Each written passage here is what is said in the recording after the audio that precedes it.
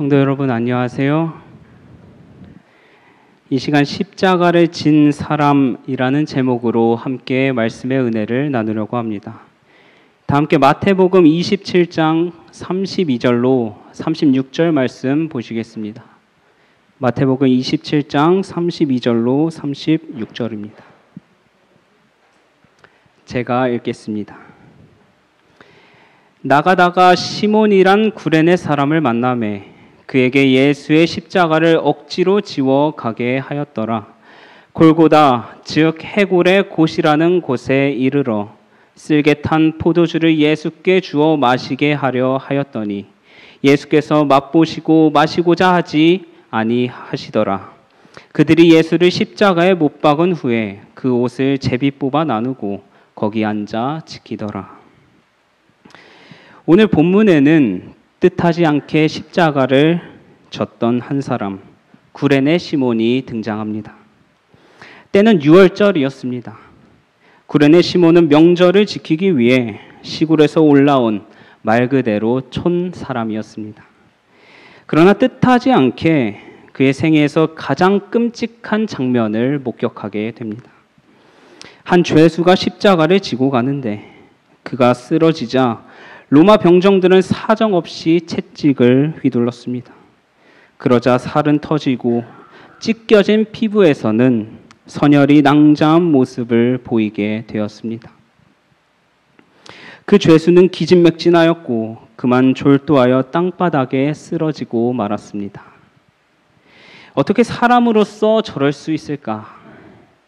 차마 눈뜨고는 못 볼 광경을 보면서도 동정은커녕 히히덕거리며 조롱하고 비난을 퍼붓는 사람들의 모습을 보게 되었습니다. 그는 아픈 가슴으로 동정의 눈빛을 보냈습니다. 더 이상 걸을 수 없었던 그 죄수를 위해 이제 누군가가 대신 십자가를 져야만 했습니다. 그러나 아무도 그 자리에 나서는 사람은 없었습니다. 흉악한 죄인만이 지는 지옥의 십자가를 지려는 사람은 세상에 단 한 사람도 없었습니다. 죄인의 대신에 그 십자가를 진다는 것은 나도 그와 같은 죄인이라고 공표하는 것과 다름이 없었습니다. 십자가를 진다는 것은 자신을 더럽힘을 의미했고 그로 인해 유월절을 지킬 수 없게 될 것이었습니다. 때문에 이스라엘의 대명절인 유월절에 십자가를 진다는 것은 말도 안 되는 일이었습니다. 그런데 그때 로마 병사가 동정의 눈빛으로 바라보고 있던 한 사람, 구레네 시몬을 발견하게 됩니다. 그리고는 그에게 억지로 십자가를 지게 했습니다. 그때의 시골에서 올라오던 이방인인 구레네 사람 시몬이 군중들과 마주쳤다.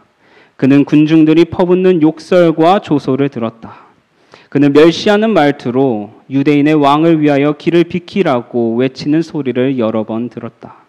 그는 이러한 광경을 보고 몹시 놀라서 발길을 멈추었다. 그가 그분을 측은히 여기는 것을 보고 사람들은 그를 잡아서 그의 어깨에 십자가를 지웠다. 어쩌면 그는 십자가를 지면서 이런 생각을 했을지도 모르겠습니다. 이렇게 많고 많은 사람 중에 왜 하필이면 나야? 성도 여러분 한번 생각해 보시기 바랍니다. 십자가를 지려면 누가 져야 했겠습니까?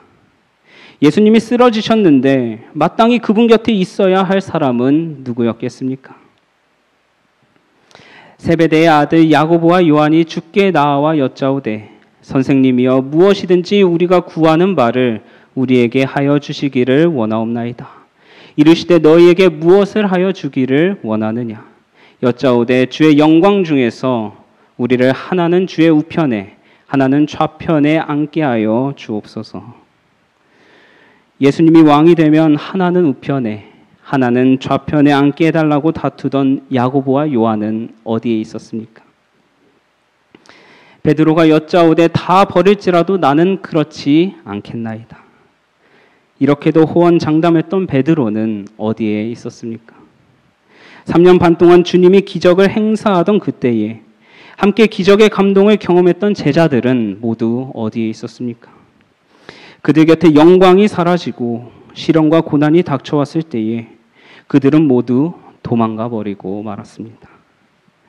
이런 제자들의 모습을 보면 이러한 생각이 듭니다. 예수님을 본다고 전부 믿는 것은 아니구나. 내가 예수님을 직접 본다면 지금보다 믿음이 더 좋았을 텐데, 내가 기적을 경험한다면 예수님을 확실히 믿을 수 있었을 텐데, 저도 솔직히 이런 생각을 했던 적이 있습니다. 그러나 예수님 곁에서 수많은 기적을 보고 예수님을 통해서 기적을 베풀기도 했던 제자들은 그분 홀로 쓸쓸히 십자가를 지고 골고다 언덕을 오르시는 가장 중요한 이때에 과연 어디에 있었습니까?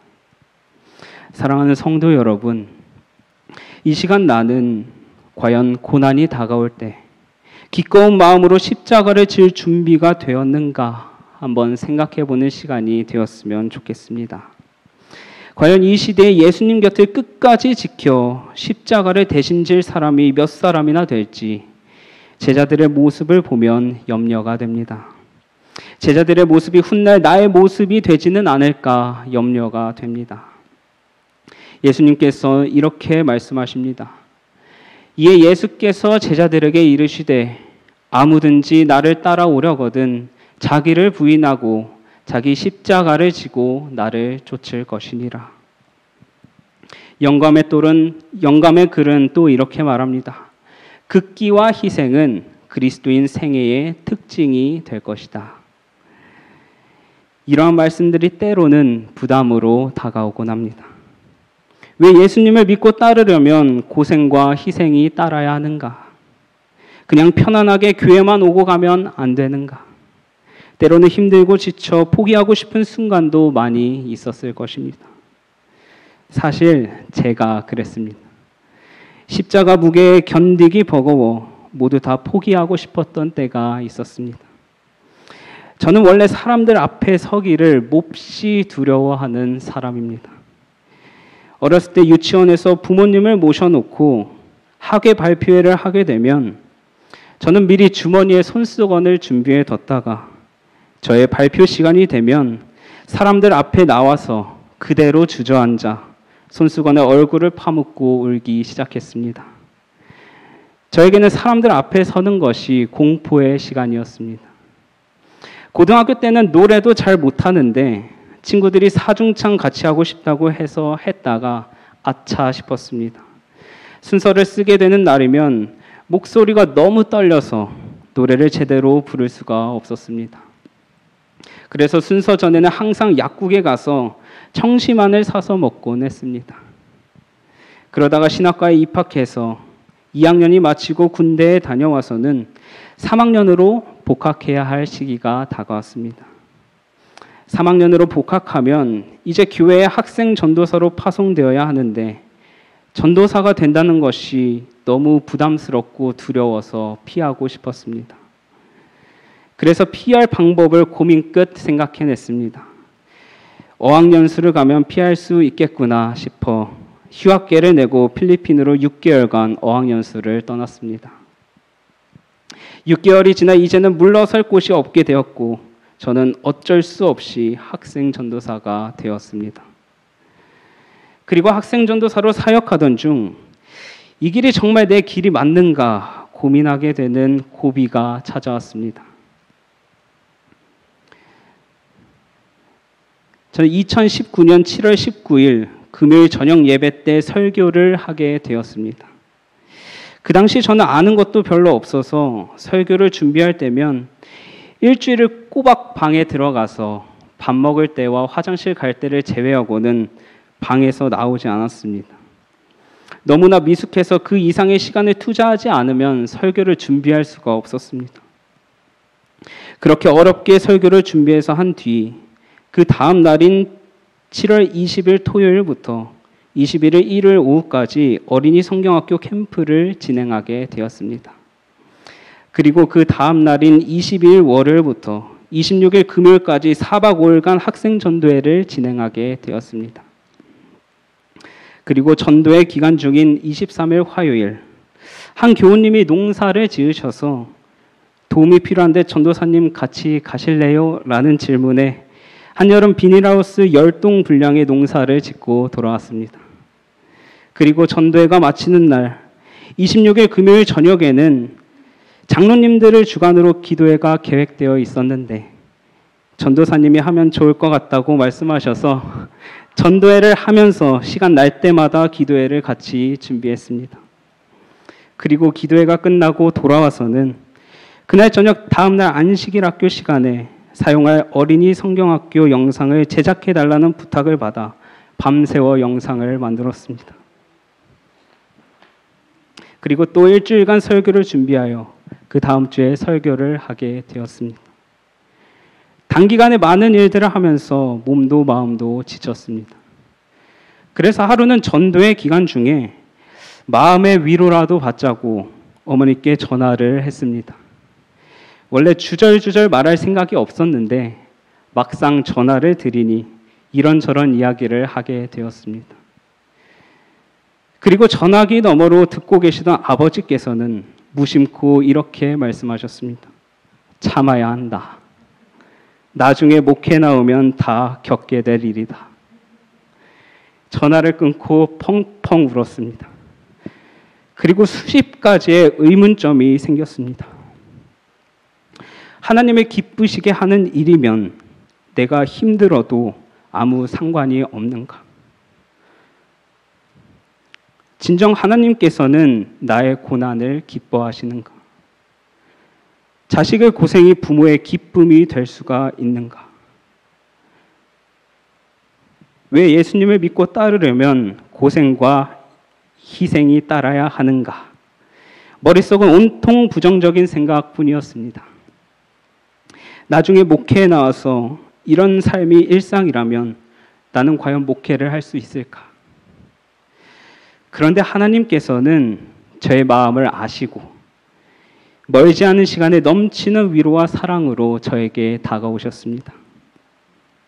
힘듦은 잠시뿐이었고 그 뒤에 오는 놀라운 축복은 말로 다 표현할 수 없는 것이었습니다.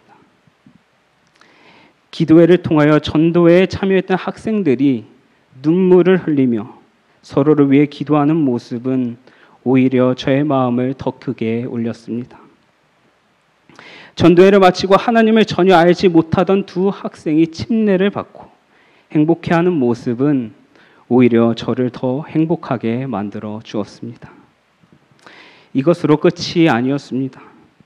그해 8월에는 기존의 교회에 다니던 학생들과 새로 침례받은 학생들이 함께 삼육대학교에서 진행하는 선지자학교라는 신앙 캠프에 참여하게 되었는데요. 선지자학교에 참여하기 위해서는 여러 과제를 해야 했는데 과제 중에는 하나님의 입장이 되어서 자기 자신에게 편지를 쓰는 항목이 있었습니다. 신앙을 해본 경험도 없고 아직 교회 나온 지 1년도 채 되지 않은 한 학생이 어떻게 이런 말들을 할 수 있는지 저는 믿을 수가 없었습니다. 내 아들 재원아, 네가 믿기 힘들 수도 있지만 사실 네가 보는 이 넓고 푸른 하늘과 네가 돌아다니면서 걷고 있는 이 땅 모두 내가 창조했단다. 너를 비롯한 모든 사람들이 평화롭고 행복하며 살기 좋게 이 땅을 만들었지. 하나님은 재원이가 모든 일을 하면서 행복했으면 하는 마음을 늘 가지고 있어. 우리 재원이가 일상생활을 하면서 뭐든 열심히 하고 또 모든 순간순간 속에서 하나님을 늘 마음속에 기억하고 항상 하나님을 원했으면 한단다. 재원이를 너무나도 아끼고 사랑하는 하나님이. 그리고 전도회 때 침례를 받았던 이 재원이 동생인 재현이라는 학생은 선지자학교에 가서는 저에게 이러한 편지를 써 보냈습니다. 전도사님, 이번 선지자학교라는 프로그램에 올 수 있게 해주셔서 정말 감사합니다. 전도사님 덕분에 모르는 사람들과 많이 친해지면서 낯가림도 많이 사라진 것 같아요. 계속 도사님한테는 힘들다고 했지만 이제 괜찮아요. 앞으로 학생반 하면서 말도 잘 듣고 열심히 하나님을 배우는 학생이 될게요. 그러니 전도사님이 더 도와주셔서 제가 하루빨리 하나님을 뵐 수 있도록 기도해 주세요. 진심으로 사랑하고 존경합니다. 밝은 도사님의 학생 재현. 이렇게 편지를 보내왔습니다. 하나님께서는 이전에 제가 겪었던 모든 고생을 변화되어가는 학생들을 통해서 이 세상의 행복과 비교할 수 없는 행복으로 바꾸어 주셨습니다. 헛된 희생과 노력은 하나도 없구나. 하나님께서 주시는 축복은 이 세상의 어떤 것과도 비교할 수가 없었습니다. 하나님께서 나에게 맡기신 모든 일들은 짐이 아니라 하나님께서 주신 은혜라는 사실을 저는 확실히 깨달을 수 있었습니다. 하나님께서는 자신의 자녀가 분명 행복하길 바라시는 분이십니다. 그러나 때론 자녀가 힘들어할 때 마음은 아프지만 그것을 보고만 있을 수밖에 없는 심정을 우리는 이해해야만 합니다. 그 고난을 견디고 이겨내야만 진정한 어른으로 성장할 수 있기 때문이죠. 저의 첫 사역지에서의 사역은 목회를 포기하고 싶었던 순간이기도 했지만 이 작은 희생으로 이런 가치 있고 영광스러운 일을 하게 된다면 평생 목회를 하고 싶은 소망을 갖게 되기도 했습니다. 시간이 흘러 제가 이제는 기쁨으로 하나님의 일을 할 수 있는 이유는 그때의 고난이 있었기 때문입니다. 이제는 하나님이 나를 통해 어떤 일을 하실지 더 기대가 됩니다. 고난이 다가와도 이제는 고난 뒤에 올 기쁨이 더 기대가 됩니다. 사랑하는 성도 여러분, 오늘 주님은 평탄한 길만을 제공하시려고 우리 곁에 오신 것이 결코 아닙니다. 여전히 시련과 고난의 풀무불 가운데서 승리를 경험하게 하시려고 우리 곁에 오신 것입니다. 눈앞에 보이는 좁고 협착한 길은 이 죄악된 세상 속에서 우리를 건져내어 영광의 면류관을 주시려는 하나님의 거룩한 길인 것입니다. 오늘 십자가의 무게로 인하여 예수님이 쓰러지셨다면 과연 누가 져야 하겠습니까? 이 자리에 있어야 할 목사도 없고 장로도 없고 집사도 없고 예수님을 평생 따르겠다고 결심을 했던 성도들도 어디론가 모두 사라져 버렸습니다. 그래서 예수님에 대해 알지도 믿지도 않았던 저 시골에서 올라온 구레네 시몬이 억지로 십자가를 져야 했던 말도 안 되는 사건이 일어난 것입니다. 그런데 놀라운 사실은 시대의 소망에서는 뜻하지 않게 십자가를 져야 했던 구레네 시몬의 바뀌어진 인생에 대하여 다음과 같이 말합니다. 그 자신은 그분의 제자가 아니었다. 갈바리까지 십자가를 지고 간 것은 시몬에게는 큰 축복이 되었다. 그는 그때 이후로 그 같은 섭리를 항상 감사히 여겼다. 그것은 그로 하여금 자진해서 그리스도의 십자가를 지게 하였고 항상 즐거움으로 그 십자가 아래 서게 하였다. 그는 그분의 제자가 아니었습니다. 그는 아마도 운이 더럽게 없는 날이라고 생각했을지도 모릅니다. 그러나 그가 짊어졌던 십자가는 시몬의 인생을 송두리째 바꾸어 놓은 어마어마한 사건이 되었습니다. 오히려 그에게 큰 축복이 되었습니다. 주 안에서 택하심을 입은 루포와 그 어미에게 문안하라. 그 어머니는 내 어머니니라. 여기에 나오는 루포가 누구인지 아십니까? 마가복음 15장 21절에 답이 나와 있습니다. 마침 알렉산더와 루포의 아비인 구레네 사람 시몬이 시골로서 와서 지나가는데 저희가 그를 억지로 같이 가게 하여 예수의 십자가를 지우고, 루포는 바로 구레네 시몬의 아들이었습니다. 로마서 16장 13절의 말씀을 다시 한번 주목해 보시기 바랍니다. 주 안에서 택하심을 입은 루포와 그 어미에게 문안하라. 얼마나 감격스러운 장면입니까?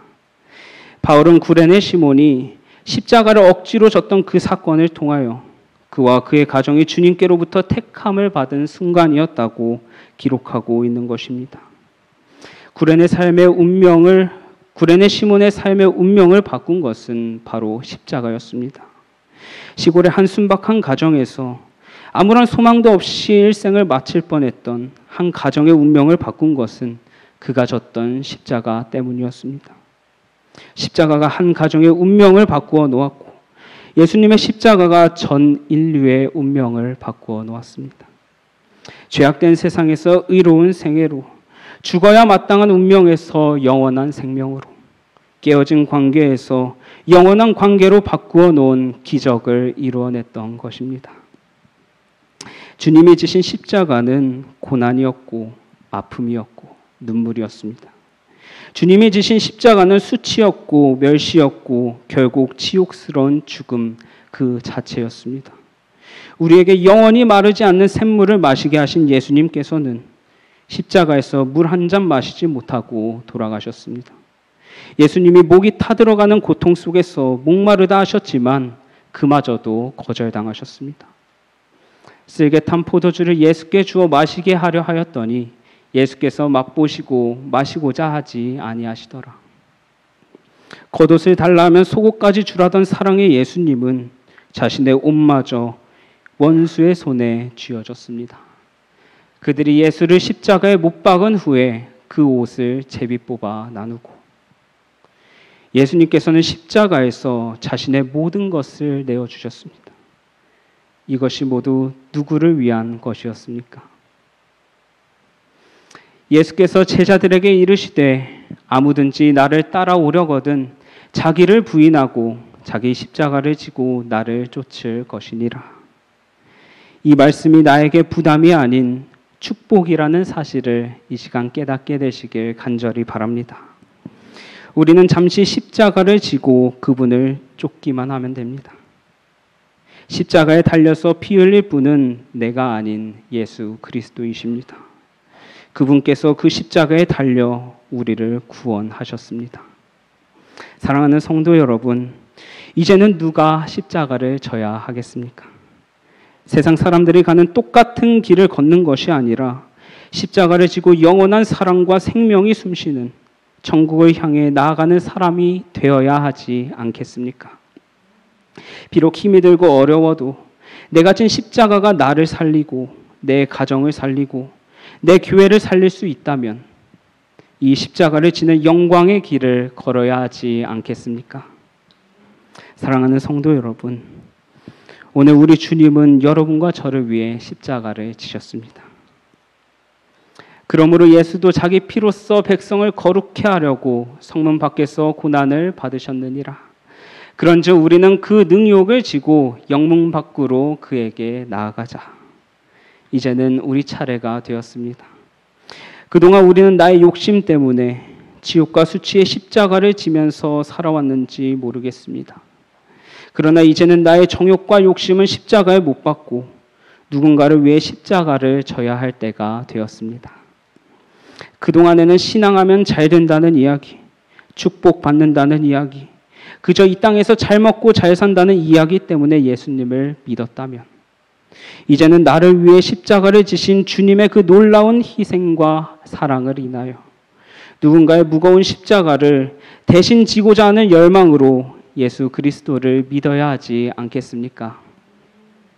오늘날 이렇게 많은 종교들이 범람하고 있지만 사회는 더욱더 험악해 가고 가정은 더 많이 파탄이 일어나고 마음 둘 곳 없는 아이들이 사회 어느 한켠에서 화려한 불빛을 찾아 어둠 속에 빠져드는 이 안타까운 현실이 도대체 무엇 때문입니까? 이 땅에 수많은 종교인들이 있지만 여전히 그들은 세상의 돈과 명예와 권력만 탐할 뿐 도무지 십자가를 지르는 사람이 없기 때문입니다. 이제는 정말 이 절망적인 세상에 구레네 시몬이 존재해야 합니다. 억지로라도 십자가를 올려놓는다 할지라도 기꺼운 마음으로 달려가는 진짜 그리스도인이 탄생해야 하는 것입니다. 이 교회의 희망은 멋지게 잘 지어진 건물만이 결코 아닙니다. 단순히 숫자만 늘리는 교회가 아닙니다. 신앙 경력이 화려한 사람이 많은 것도 아닙니다. 탁월한 재능의 소유자는 더더욱 아닙니다. 오로지 십자가를 지는 일에 적극적인 참 그리스도인들이 있어야 하는 것입니다. 자원하거나 적극적이지 않더라도 십자가를 지어주며 묵묵히 걸어가는 사람이 바로 이 교회의 영원한 미래가 될 것입니다. 오늘도 주님은 마지막 시대를 살아가는 우리 모두에게 간곡히 부탁하십니다. 함께 읽도록 하겠습니다. 시작. 예수께서 제자들에게 이르시되 아무든지 나를 따라오려거든 자기를 부인하고 자기 십자가를 지고 나를 쫓을 것이니라. 때로는 십자가를 지는 것이 미련하다고 느껴질 때에 주님이 지신 십자가를 생각하며 나도 그 영광에 참여하겠다고 고백하는 저와 여러분이 되길 간절히 바랍니다. 예수님의 많고 많은 제자가 있었지만 그들이 아닌 내가 그 십자가를 질 수 있어 참 다행이라고 고백할 수 있는 저와 여러분이 되길 바라면서 말씀을 마치겠습니다. 함께 기도하겠습니다. 하늘에 계신 하나님 아버지, 오늘도 주님의 십자가 희생과 사랑을 가슴 깊이 느끼게 하시니 감사합니다. 죽어 마땅한 저희의 운명을 십자가의 피 흘림을 통해 살아 숨쉬게 하시니 또한 감사드립니다. 때로는 저에게 주어진 십자가가 무겁게 느껴질 때에 십자가에서 피 흘리신 주님의 희생과 사랑을 더 많이 생각하게 하여 주시옵소서. 십자가를 지는 것이 저에게 기쁨이 되어 주님 오시는 영광스러운 날에 기쁨으로 다시 오실 주님을 맞이하게 하여 주시옵소서. 예수님의 이름으로 간절히 기도합니다.